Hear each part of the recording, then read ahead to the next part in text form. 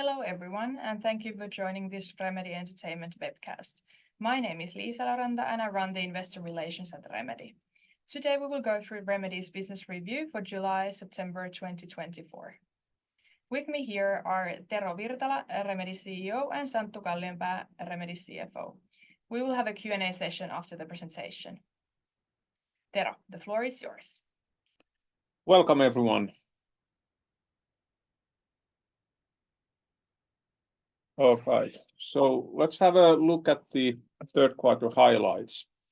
In the third quarter, our revenue was 17.9 million euros, which is over 2 times more than last year in the comparison period. Our operating profit was 2.4 million euro. Last year in the third quarter, it was minus 4.2 million euro.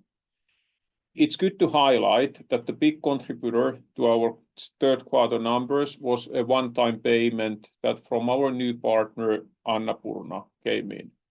So this one-time payment from them will not repeat in the same amount in the upcoming quarters. But all in all, we have been building at Remedy basis for growing profitable business for a longer time. And when we look at our development in the past quarters and now the third quarter following, our trajectory is definitely pointing at the right direction. Also, cash flow from our operations was positive, 6.6 million euro. Two important events in the quarter were the strategic partnership with Annapurna and convertible loan made with Tencent. As we discussed in our previous quarter info, we don't anymore have a need to significantly grow the organization. At the same time, our ways of working have all the time improving, which continued now in the third quarter. We have during the third quarter also reviewed our operations and cost, done some prioritizations, gotten more focus, and also some cost savings in our operations. Overall, we can clearly see that with the people and partners we now have, how we work at the moment, with the current size Remedy, we are getting more and better output than we have had in the past, which is of course great for our current games in development. After the reporting period, we also had big events. Alan Wake 2 second expansion, The Lake House was launched, and the new Remedy game, FBC Firebreak, was announced. Then let's go through the status of our game and project portfolio. As said, in Alan Wake 2 second expansion, The Lake House was launched. FBC Firebreak, the project previously known as codename Condor, is now in full production. Control 2 continues in production readiness and is advancing step by step towards production phase. Max Payne 1 and 2 remake is all the time making good progress in production phase. Overall, throughout 2024, our game projects have been advancing at improving speed. Many of the developments we have done throughout Remedy during the past couple of years have now started to bear fruit. We are definitely not stopping here. The basis for creating great games more predictably and with a bit better velocity is stronger than it has ever been in the past. But we still need and have a good possibilities to improve, and we are focused to make these type of developments all the time happen. We will have even more development efficiency as we move forward, and with that also more space for creativity in areas where it matters most for the players. On the Alan Wake 2 front, we launched the second expansion, The Lake House. The first expansion, Night Springs, was released back in June. Here the development team went for a more light-hearted, fan-pleasing episodic expansion, which featured versions of some of our fan-favorite characters from Remedy's games. Now the second expansion, The Lake House, is a more serious return to the Alan Wake 2's tone of survival horror featuring the playable character of Agent Estevez. There are strong connections to Remedy Universe and Control franchise in this experience. And as I said, Remedy Connected Universe is strongly present. So let's now at this point have a look at the Lake House trailer.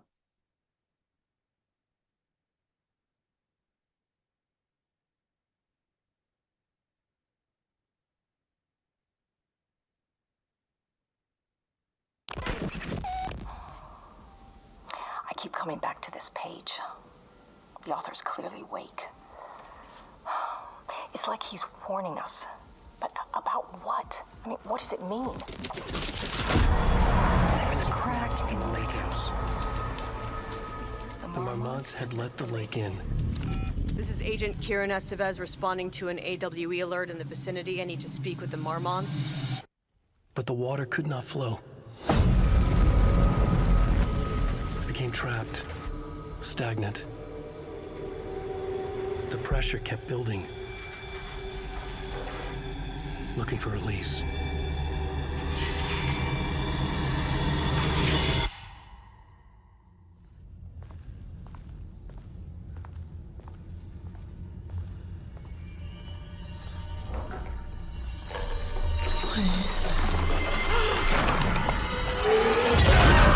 We have a situation in the lake house. All agents converge on the facility now.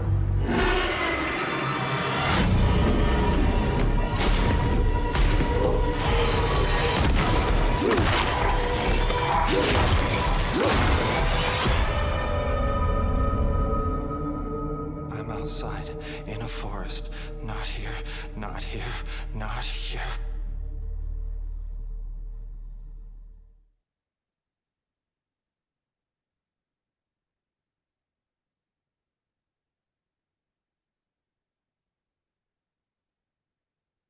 All right, bit more on Alan Wake 2. So at the end of the third quarter, Alan Wake 2 had recouped most of its development and marketing expenses, which means that the game has recouped more than 80% of its cost. The game did sell slightly more in quarter 3 than it did in the second quarter of the year, but as the recoupment was not yet full at the end of this quarter, the game did not yet generate royalties for us. With Epic Games, we have been preparing for this fourth quarter of the year, which normally is the year's biggest sales phase. And we will have a lot of activity around Alan Wake 2 in this quarter. We have the physical deluxe edition, we have the launch of the second DLC, second expansion, the Lake House, which just had a big anniversary update. They were all launched in October 22nd. We are supporting the very soon on November 7th to be launched PlayStation 5 Pro with an enhanced version of Alan Wake 2. Collector's Edition will launch in December, and overall with Epic Games, we have good marketing activities planned for the end of the year. We see that there is still a lot of potential audience for Alan Wake 2, and we have plenty of activities to reach them. Then another highly important topic that had a big milestone in this third quarter. The background being that early this year, in February 2024, we acquired all publishing, distribution, marketing, and other rights for Control, codenamed Condor, now meaning FBC Firebreak, Control 2, and all future Control products from 505 Games. At the same time, in Alan Wake 2, we have a good partnership with Epic Games, but that is only for Alan Wake 2. We own all the sequel rights for Alan Wake, which is not a standard situation in games industry with big investments from a partner. To us, this positive situation means that we can freely decide on the longer-term future of Alan Wake. We see major growth opportunities in mid and long term for both of these franchises. And now we have had chance to freely decide what is the model that would best support these games to grow and succeed, and Remedy to create maximum value with them. And a big consideration for the value creation and future model has related to the question, how do we aim to commercialize and publish our future games?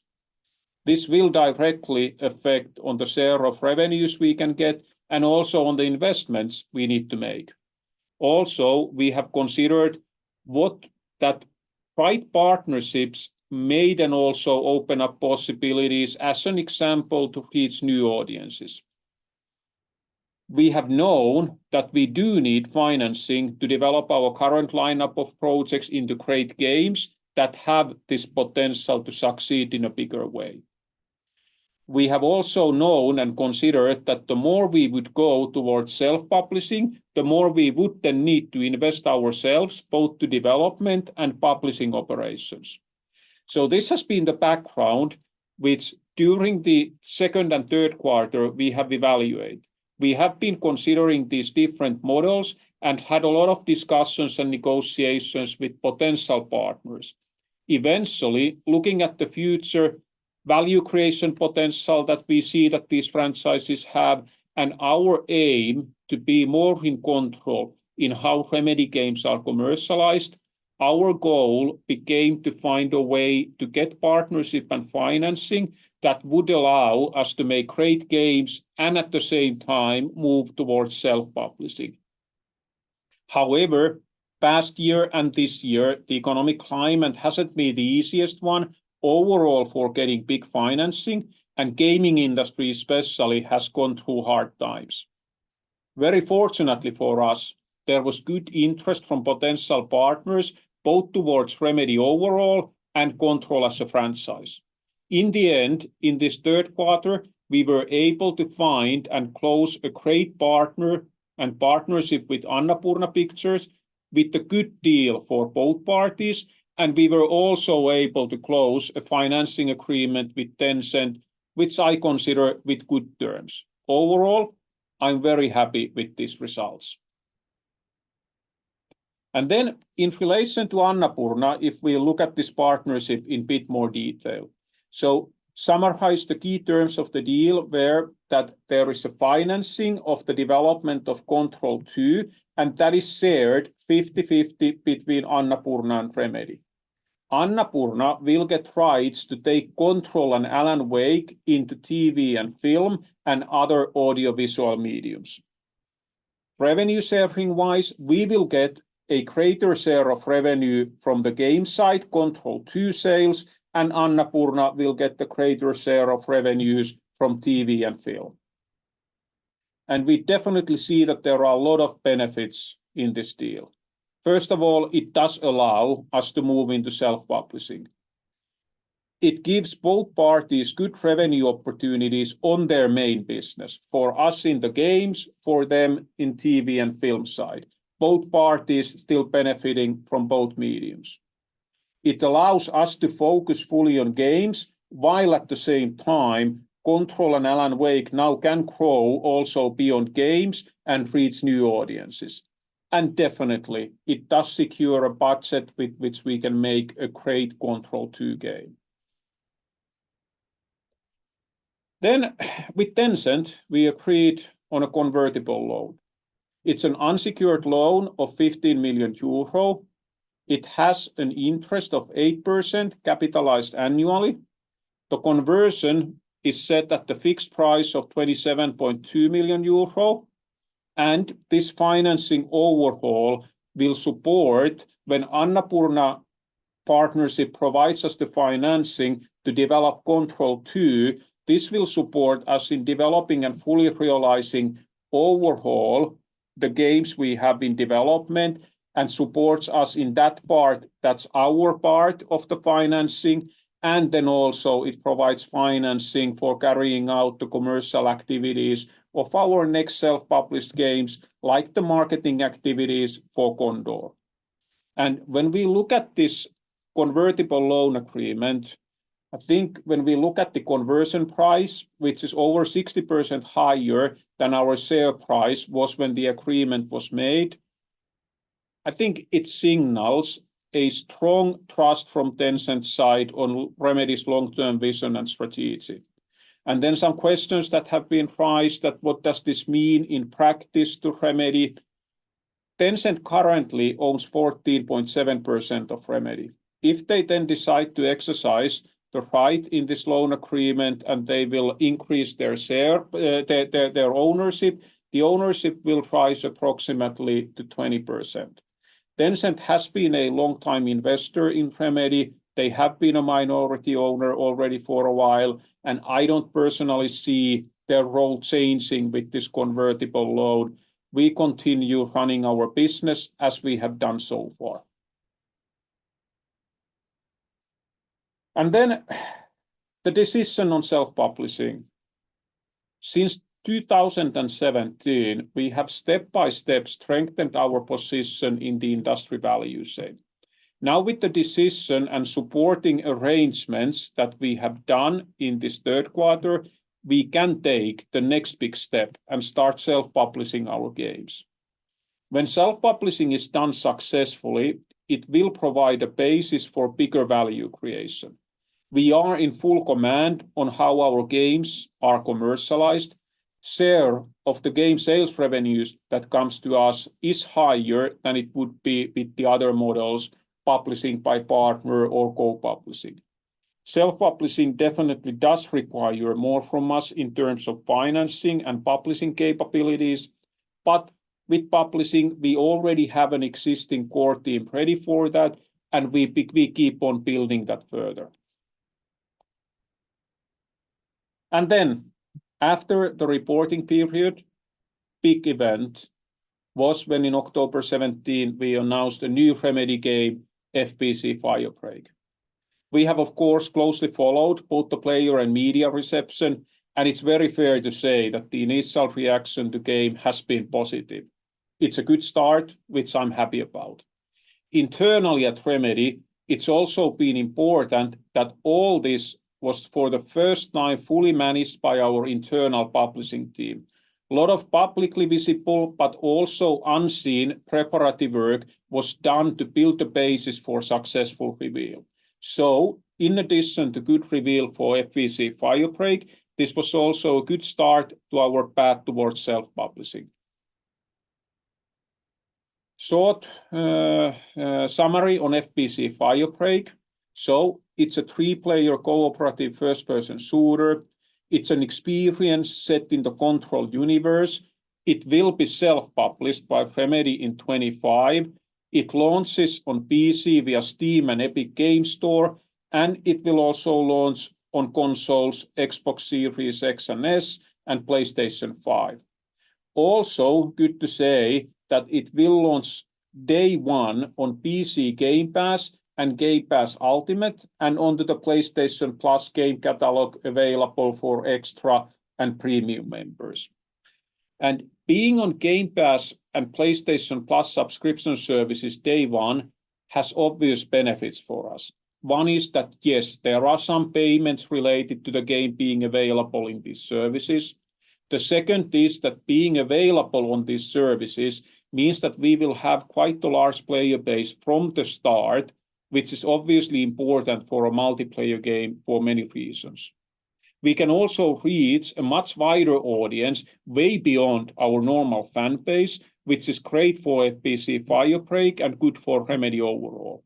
And then also with the larger player base, naturally the chances for higher additional sales potential grow as well.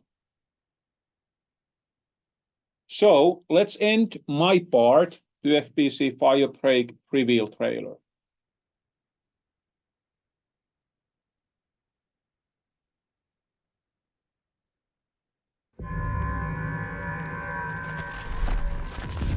This place was always dangerous and weird. Policy and procedure used to keep us in control. But now, we need a new approach.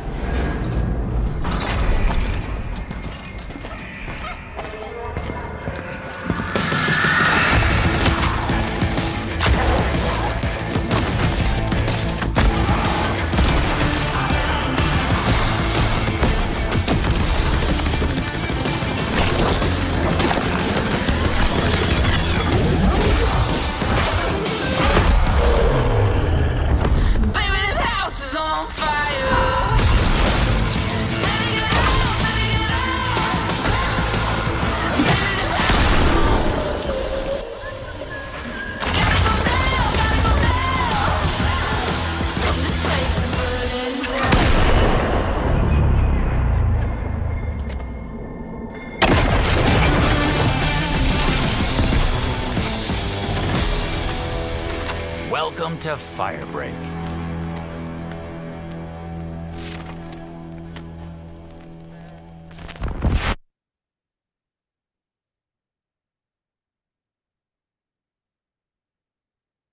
All right, good afternoon. Then we are moving to the financial update. And before that, I will briefly introduce myself. So my name is Santtu Kallionpää, and I have joined Remedy as CFO in October. Before Remedy, I have been working at Fazer and Fiskars in several finance leadership positions, latest one being the head of finance for Fazer's confectionery business for the past 4 years. I've been working on building growth and optimizing performance in international consumer markets and B2B. Also, large-scale investment projects are part of what I have been doing in the past. Personally, I have also had passion for computer and video games since 1980s, and I'm very excited to be part of the Remedy team. And now let's move to the financial update. And let's start from revenue. So in third quarter of 2024, our revenue was 17.9 million euros. Development fees were 17 million euros, which is 2.5 times the amount in the comparison period. The significant amount of development fees was due to Control 2 and Max Payne 1 and 2 remake. The development fees related to Control 2 include a one-time payment related to the development work done before the start of the agreement with Annapurna. Because of this one-time element, it's good to note that this is not the new normal level of the development fees. When looking back at our historical revenues, the revenue levels have been on a higher year-on-year level throughout this year, even though there is variation between quarters depending on the timing of the development fee payments. This quarter, our royalty income was mainly formed by game sales of Control and older Alan Wake titles.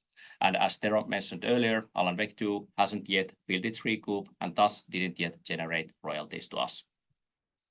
The operating profit of the third quarter was positive 2.4 million euros, which is 7.9 million euros more than in the comparison period. Operating profit margin was 13.4%.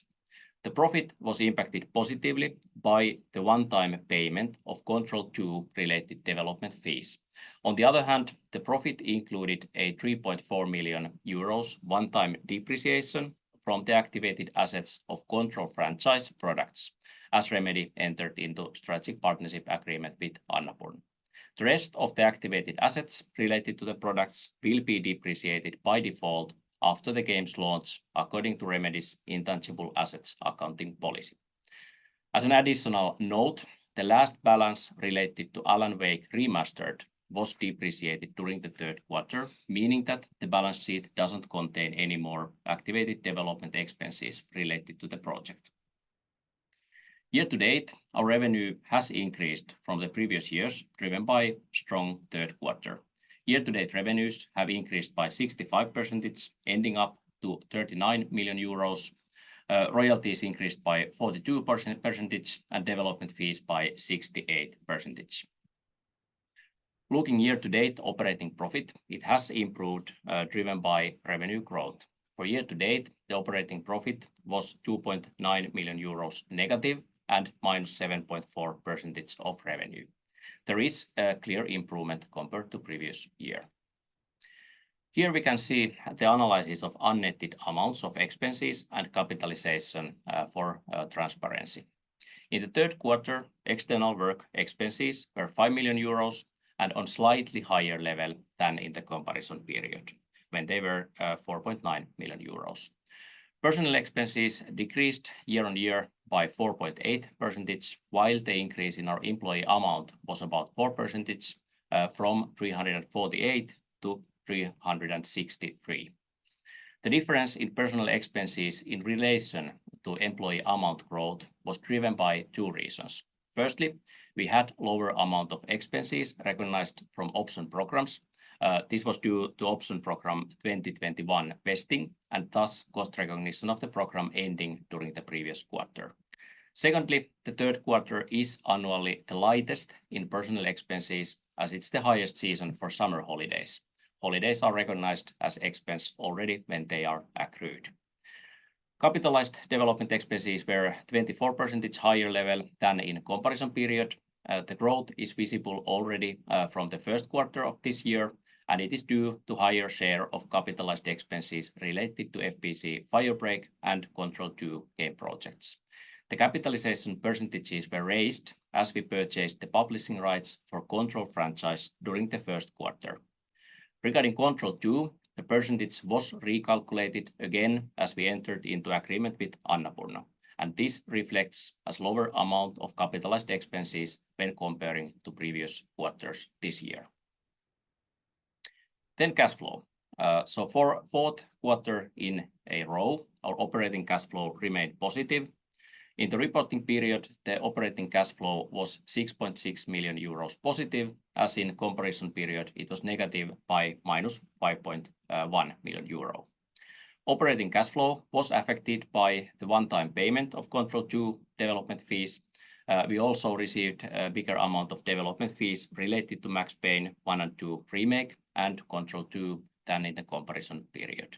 The outgoing payment amount was nearly at the same level as in the comparison period. In the third quarter, our total cash level was 31.2 million euros, increasing 5 million from the previous quarter. Currently, we have 10 million euros in cash management investments. Regarding purchasing back the Control franchise rights from 505 Games, we have now paid 2 installments and we have 1 left. The cash flow effect of the payment has been and will be smaller than the liability due to agreement-based amounts netted from the payments. Then still looking at the longer time period, current year-to-date profitability level is impacted by the level of our own investments to game development, which have increased during the last years. We have entered in a strategic partnership for developing Control 2 and will self-publish FBC Firebreak. And I think that's all from financials, and Tero will now continue about the outlook. Thank you. So outlook, in a bigger picture, it's unchanged. We expect revenue to increase from the previous year and operating profit to improve. We have announced earlier that revenue growth rate and EBIT improvement this year, they are meaningfully dependent on the choice and evaluation that we have had between the different publishing models. Now, when we have made and announced the decision to self-publish both Control 2 and FBC Firebreak, it does mean that these projects are generating less development fees in the short term, but bring a greater value in the long term than would have been the case had we chosen for one of these projects a fully innovative or a publishing partnership deal or a co-publishing deal with bigger short-term investments from a partner. But we see that for the longer term, this is a better choice. And now, therefore, with this choice, we see that our revenue stays in the same guidance as it has been. It will increase and EBIT will improve. But we did clarify that the EBIT remains negative still throughout this whole year.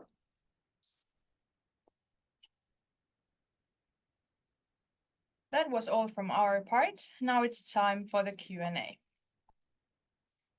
Related to the outlook, have you assumed any royalties from Alan Wake 2 in your 2024 outlook?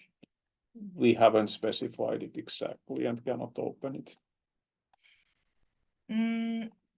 Can you say anything about how meaningful those B2B deals for FBC Firebreak are in terms of revenue, and which one is more important in those deals? Is it access to large player base right away in the game launch, or the risk-free revenue? We cannot specify exactly the amounts. Overall, as I said in my part of the presentation, there are several benefits that we get from here. Our long-term aim is to build much bigger successes than we have done so far. And we see that we have these franchises in our hand. So at the same time, when we of course do expect these games to succeed when we launch them and start being profitable to us, we are also considering what's the best way to create this longer-term, bigger successes and get the company into real profitable growth path. So in that sense, we are aiming to find a balanced model that when we make a deal, that it would support us both in the short term, bringing us good revenue, but also building a strong basis for the long-term success.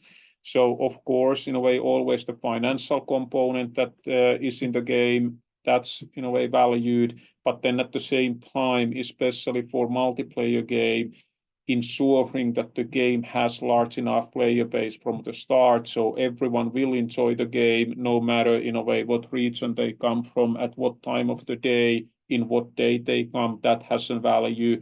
We also do see that when this game is set in the Control universe, they always have this in a way cross-sale and cross-promotion possibility. So with this type of subscription services, we are likely to reach audiences that are not part of our traditional fan base, expanding the audiences.